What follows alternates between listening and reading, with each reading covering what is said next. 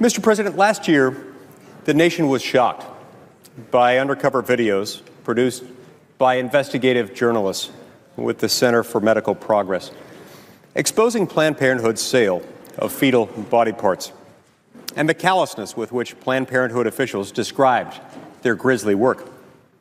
But as we know, as Planned Parenthood and its allies in the mainstream media hoped, outrage fades with time. Attention turns, but not for long.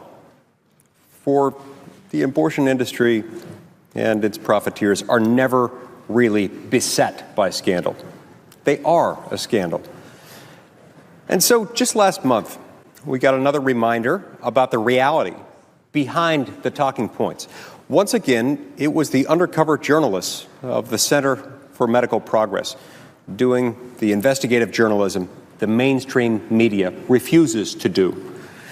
Once again, the video has been ignored by a pro-abortion media elite whose principal interest is the story in the prosecution of the journalists for daring to speak this truth to their power.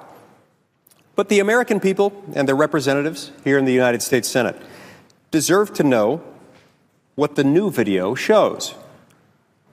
It shows the founder of Planned Parenthood's consortium of abortion providers on a conference panel. She recounts a harrowing experience while performing an abortion. Quote, "An eyeball just fell down into my lap," she says, "and that's gross."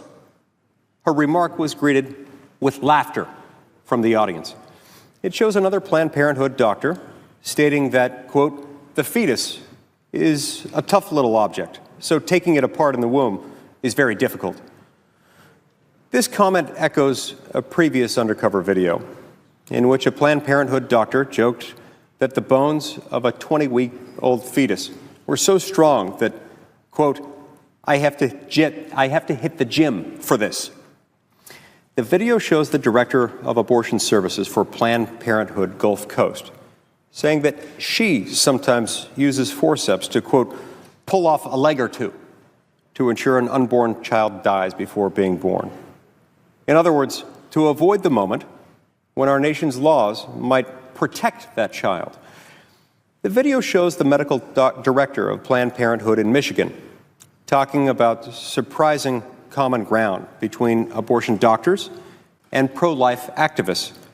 Quote, "We might actually both agree that there's violence in here," she said. "Let's just give them all the violence. It's a person. It's killing. Let's just give them all that," unquote. That's not what they say in public, Mr. President. It certainly isn't what they tell their patients, the women who come into their clinics, just in private, at industry conferences, between networking opportunities and drinks at the open bar. Because they know, deep down, everyone knows, the Center for Medical Progress videos shock, but they do not surprise. They don't teach us anything we don't already know. All they do is remind us of an inconvenient truth that demands our attention and our action. It is certainly spurring the pro-abortion political machine into action. As expected, the Center for Medical Progress is once again the target of criminal and civil investigations designed to intimidate further questions about the abortion industry's methods and money. But the truth is out, Mr. President. It's there. As we know, threats and intimidation are tactics of guilt and desperation, of the losing side in every battle that's ever been fought. If Planned Parenthood were what they publicly declare themselves to be, they would welcome transparency. We all know why they hide, because we know what they hide.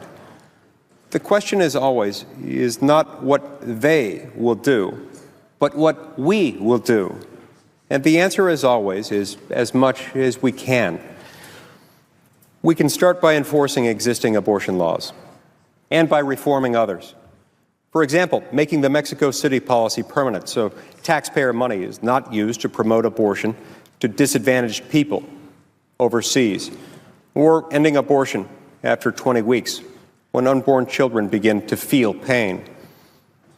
We can confirm federal judges who follow the Constitution rather than reverse engineer their preferred policy outcomes.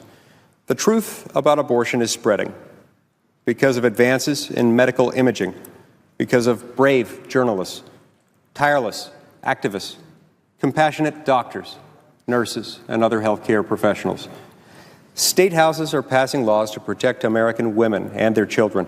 The rising generation of young Americans is the most pro-life in decades because, Mr. President, they know too. Little by little, the truth is fighting free like green shoots through the frost. And one day soon, we will reaffirm our nation's principles in their dignified fullness and avow once again that all men are created equal. All are entitled to life. Thank you, Mr. President.